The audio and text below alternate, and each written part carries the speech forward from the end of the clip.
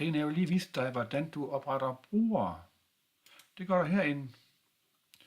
Så jeg har lavet den her, der hedder Skolesmart, og det er den, man kan logge på med. Her så er der også en testbruger S, og så er der en Trine.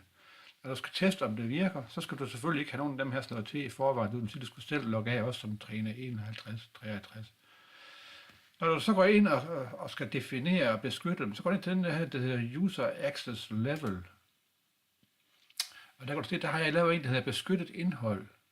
Den tager jeg lige og klikker på. Der kan du se, hvilke sider jeg har lavet. Jeg har givet, der ligger adgangskontrol på. Det er dem her. Dem kan du jo bare slette, og du kan oprette ny, bare lige ved at klikke herinde i. Kan du se, så får du adgang til dem.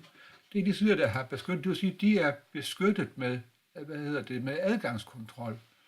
Og det vil sige, at jeg har gjort den bruger, som hedder Skolesmart, har jeg gjort til subscriber. Det vil sige, at han er bare abonnent. Han kan bare gå ind og læse her, hvad det er, der ligger på siden. Hvis det er, at siden er beskyttet, og han ikke er logget på, så bliver han bare redirected til den side her, der hedder login. Det vil sige, så står han der skal logge ind igen. Det bliver han ved med, hver gang han forsøger at klikke på den.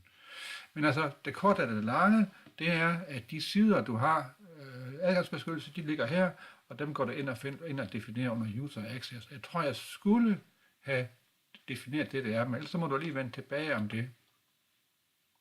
Yes. Det var det.